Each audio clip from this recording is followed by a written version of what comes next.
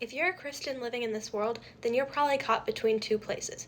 Either conform to the way that this world lives, or rebel against it. Here's how to live right in a world that doesn't support our values, just like Jeremiah and Daniel did. Daniel was an elect exile. He was a chosen one, living in a foreign place, Babylon, that didn't share his values. But God had already told his people what to do in Babylon through Jeremiah in Jeremiah 29, verses 5 through 7. Build houses and live in them. Plant gardens and eat their produce. Take wives and have sons and daughters. Take wives for your sons and give your daughters in marriage, that they may bear sons and daughters, multiply there and do not decrease. But seek the welfare of the city where I have sent you into exile, and pray to the Lord on its behalf, for in its welfare you will find your welfare. So basically, God was telling his people not to conform to the ways of the Babylonians, like worshiping idols and participating in human sacrifice, but also not rebelling against them either.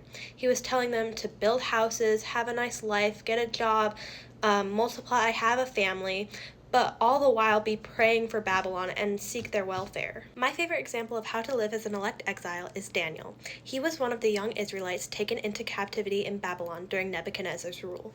He was given a new Babylonian name, Belteshazzar, but throughout the whole process he kept his faith and identity in the Lord.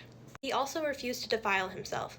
He refused to eat the king's food and drink wine because it went against God's dietary laws. He also was part of the king's court. Even in exile, Daniel rose to a position of influence and wisdom in Babylon's court. He used his God-given gifts and talents to seek the welfare of Babylon. And Daniel also stayed faithful to praying to God. When there was a law against praying to anyone but King Nebuchadnezzar, he didn't listen to it. He still prayed to God 3 times a day. And when he was caught, he was thrown into a lion's den. But instead of being eaten by the lions, the Lord shut the lions' mouths. And it says in Daniel 6, verse 25, "Then King Darius wrote to all the peoples, nations, and languages that dwell in all the earth, Peace be multiplied to you. I make a decree that in all my royal dominion people are to tremble and fear before the God of Daniel, for he is the living God, enduring forever. His kingdom shall never be destroyed, and his dominion shall be to the end. He delivers and rescues. He works signs and wonders in heaven and on earth.